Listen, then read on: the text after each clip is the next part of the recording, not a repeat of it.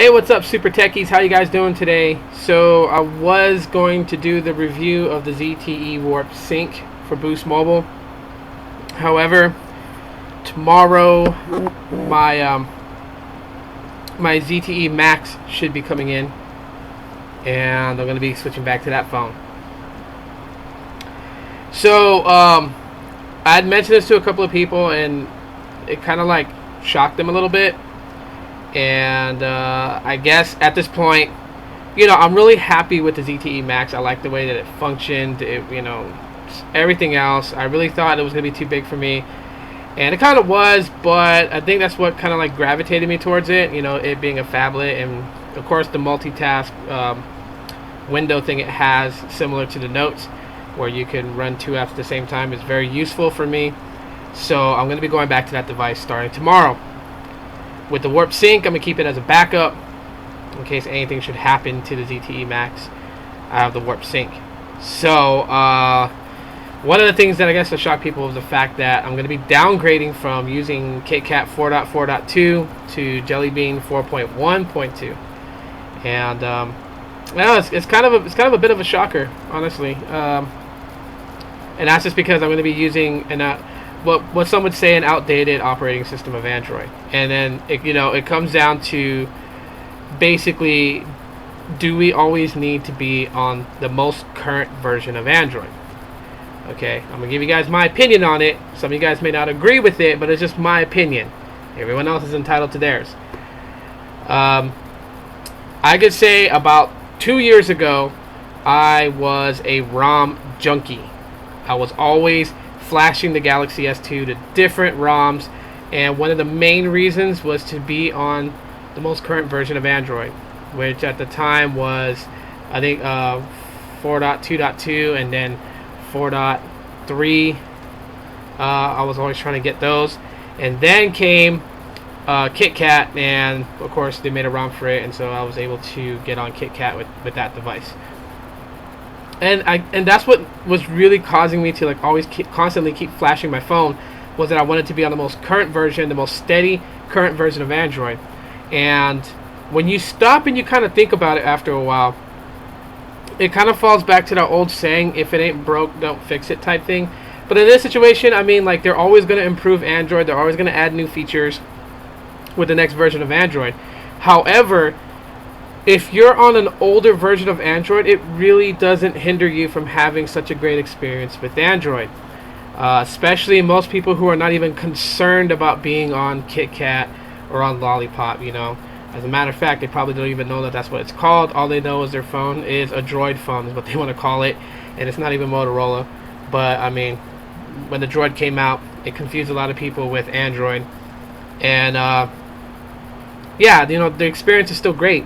You still see people with kind of outdated phones, 2 year ago flagships, maybe a three year ago flagships, and still going strong. And this kind of like had to go with like my earliest fears when Android first started becoming popular, was that they were always going to try and find a way to get people to update. They were always going to try and find people to continuously buy phones, which meant more money spending. Before we had smartphones, when we just had cell phones that had or feature phones, people would actually buy a phone and maybe hold on to that phone because they liked it for 2, 3, maybe even 4 or 5 years. Nowadays, some people can even make it past 1 year without getting a new phone. I'm guilty of that myself.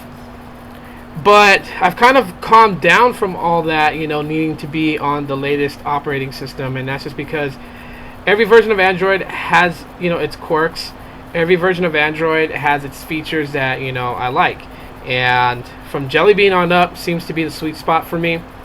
Anywhere between Lollipop and Jelly Bean, around there, because the features were actually a little bit better, and you're not hindered from so many features, even if you are on Jelly Bean, just because some people do find ways to port features over, or a lot of the features that you really, needed was found in Jelly Bean, and it continued on through KitKat and into Lollipop.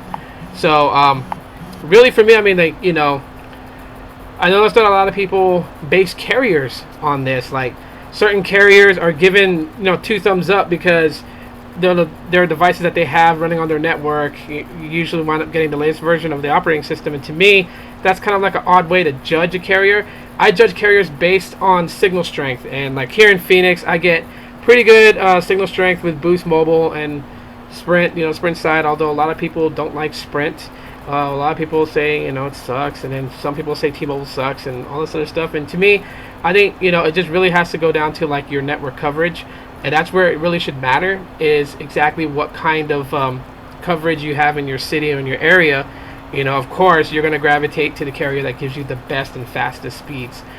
One thing that I kind of laughed about the other day was that I was actually going to a Boost Mobile store to reload my Boost wallet card, and a gentleman came inside, and he was with Cricket, and he was thinking about getting the ZTE Max, and he was going through all this stuff, talking with the lady about it, and they had this promotional sale in their store that if you port your number over from any other carrier, get $100 off the device. And then the big question he asked was, does it have 4G LTE? And she told him yes, but 4G LTE is spotty because, here in Phoenix they're still upgrading towers. He was upset. And he said that's the same reason why he was upset with Cricket, same reason why he was upset with a lot of carriers, is because 4G LTE was spotty here in Phoenix. And one thing that people really don't realize is that here in Phoenix, Arizona, like not that long ago, companies were given the okay to bring in 4G LTE towers. So while other parts of the nation was getting 4G LTE, Arizona and Phoenix itself really wasn't part of that group to upgrade. We were one of the dead last to actually, of the major cities in the United States that started getting 4G LTE. And that's just because the whole thing with politics and the governor and whatnot. But so yeah, every carrier here in Phoenix is going to be really spotty, just because carriers were just given the okay maybe about a year and a half ago to start upgrading towers here in Arizona to give 4G LTE speed. So that's something that and of course those people in the store don't know that, so they really can't tell them that. And the guy's gonna have a hell of a time trying to find a carrier that can give him great LTE speeds everywhere here in Phoenix and on the outskirts of Phoenix, because yeah, it's very spotty. Like here where I'm at, I catch LTE occasionally. Occasionally I catch LTE, but I get the best speeds maybe by my mother-in-law's house, downtown Phoenix area. I get the best speeds out there. Here on the south side of Phoenix, I really don't get too great, maybe 1 or 2 bars. But it's still great though. The 3G speeds is still great too as well. So yeah.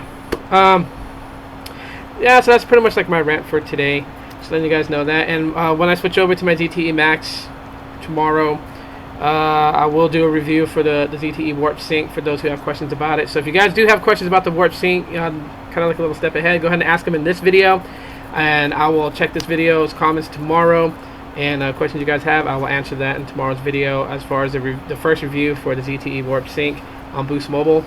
And yeah, so I can pretty much say that to end this video, I've kind of died down from being romming all the time and being addicted to it, and needing to have Lollipop is not so big with me anymore. So I guess that's why I can, what most would say, downgrade to Jelly Bean on the ZTE Max, even though it never got its KitKat update like it was said to have gotten. It's not a big deal for me.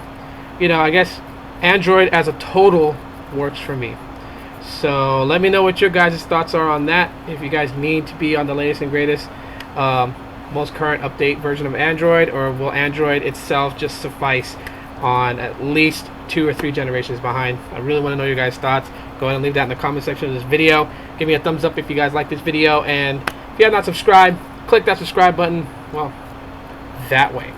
Click that subscribe button down there, and I'll see you guys next time. Thanks for watching.